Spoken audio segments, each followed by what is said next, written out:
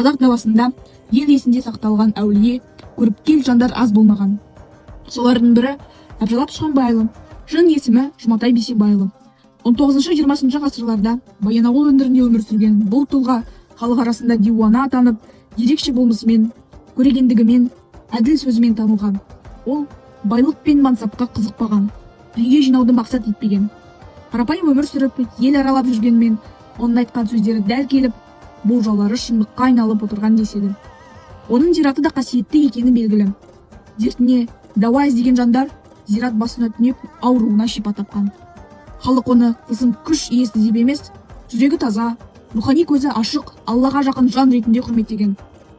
Әбжалап ата адам бойындағы менмендікті, тәкаппарлықты сынап, кішіпейілділікке, тәубеге келуге үндеген.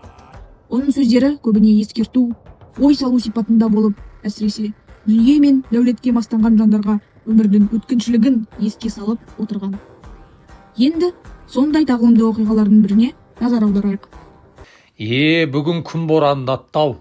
Мықты болсаң Әбжалап диуана келіп көрш. Деп қарқылдап күліп, шайын аузына апара бергенде есіктен кіріп келген диуана: Неменеге шақырдың? Сенің шаңырағыңда бүгін еш мейрам жоқ қой. Депті. Сасып қалған бай: Қашан болатынын сұрайын дегенім ғой. Депті. Қақаған аязда шолақ шапан киген Әбжалап диуана: Сен 40 күннен соң жылайсың. Бірақ 1 жылдан соң қатты қуанасың. Егер ұлыңды өзің үйлендірмесең, немереңнің қолынан су ішуге зар боларсың. Мынаны қайдан шақырып едім? Асыңды іште, жолыңның бөгелме деп ашуланып ұшып түрегелген бай диуананың орнын сипап қала береді.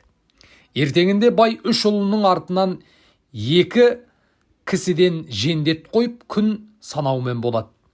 Айтқанындай-ақ 39 күннен соң байдың 2-ші ұлы есік алдындағы адамның тізесінен келетін лай судың балшығына қолы кіріп кетіп, тұншығып көз жұмады. Арада жыл өткен соң малы егізден төлдеп, қуаныштан жүрегі жарылып кете жаздайды. Диуананың айтқаны есінде ме? Ұлдарыңды үйлендірсеңші деген тоқалының сөзіне құлақ аспай жүре берген байдың малына ит шауып, сасқалақтап, мылтық атқан малшының оғы шоқпармен жүгіріп келе жатқан байға тиіп, сол жерде жан тапсырады. Бұл аңыздың түйіні байлық пен билік адамды құтқармайтыны, ал тәкаппарлық түбі қайғыға апаратыны. Бай диуананың сөзін менсінбей, өзін бәрінен жоғары қойды. Бірақ тағдырдың алдында ешкімнің дәрежесі де, дәулеті де жүрмейді. Өмір кейде адамға алдын ала ескерту береді. Алайда оны түсіну үшін кішіпейіл жүрек пен ашық сана керек. Әбжалап атаның айтқаны жай ғана болжау емес, тәрбие. Ол адамға мен болма, дүние мәңгі емес, әр ісіне жауаптысың деген ойды жеткізеді. Егер бай сөзге құлақ асып, тәубесіне келгенде, бәлкім тағдыры да басқаша болар еді.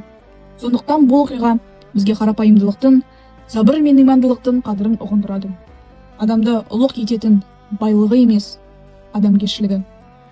Әбжалап әулие сол кезеңдегі қазақ қоғамының рухани өмірін бейнелейтін тарихи тұлға. Оның өмірі арқылы біз халықтың әулие, диуана жанарға деген көзқарасын, рухани жетекшіге деген құрметін көреміз. Ол туралы аңыздар мен әңгімелер ауызша тарихтың бір бөлігі бола отырып, қазіргі қоғамда тарихи сананы қалыптастырады.